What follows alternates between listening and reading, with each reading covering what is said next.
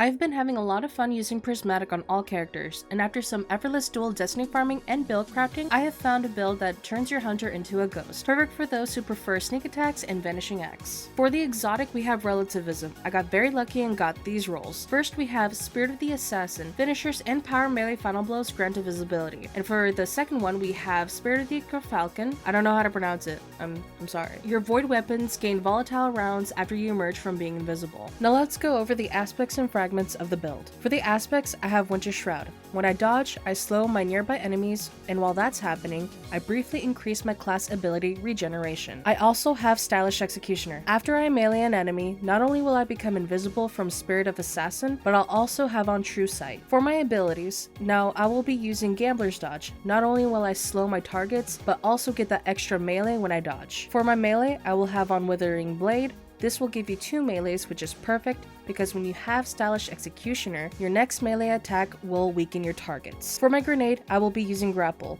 When you grapple melee, you will become invisible from Spirit of Assassins. Now on to the fragments. I have Faceted Purpose. When I pick up an orb, I will become amplified because I am using an arc super. Next, I have on Facet of Hope. While I have an elemental buff, my dodge will regenerate more quickly, helping us get that melee that we need when we dodge nearby targets. And then we have Facet of Protection. Not only will I be resistant to incoming damage when surrounded, but when I transcend, the effect is increased. Then I have Facet of Dawn. When my melee hits targets, I will become radiant, and the melee final blows will make my nearby allies radiant. Finally, I have Facet of Blessing. This will give me health regeneration when I perform a melee final blow, and while Transcendent, melee final blows will give health regeneration for my nearby homies. For my super, I am using Storm's Edge. You can use any super that you like, but keep in mind that using a different super will change how Facet of Purpose works. For example, if you decide to use Deadfall, it's going to give you Overshields. When you use Marksman, it's going to give you Radiant, Silk Strike is going to give you Woven Mail, and Silence's Squall is going to give you Frost Armor. And now for the weapons.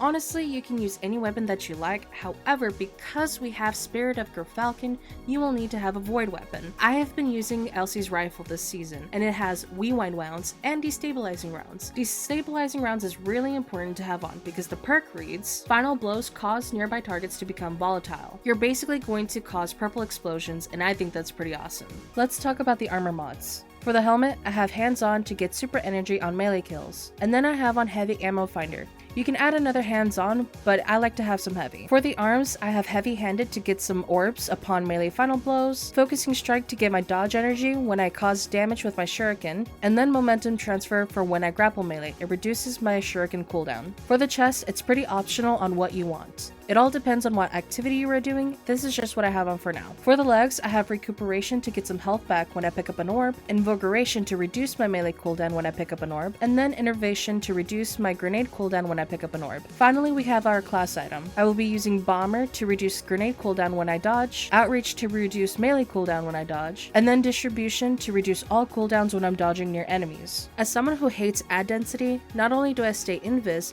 but this build clears ads faster than a pop-up blocker. I've been enjoying this build a lot. The key is to be unpredictable, like a cat with a laser pointer. 1 minute you're here, and the next you're still here, but they don't know that. My number 1 tip for this build is to don't just run away when invisible. Circle back around, give them a surprise hug with your shuriken. Anyways, if you enjoyed watching this video, be sure to leave a like and click that subscribe button for me. And if you didn't know, I do live stream on Twitch. I do a lot of PvE things, and I teach Guardians PvE things. If you want to hop in for any of that, all of my socials will be linked down below, along with the dim link. Leave me a comment down below letting me know what build I should do next. Now go out there and make your enemies question their reality. Happy gaming, Guardians, and remember that I love you in-game.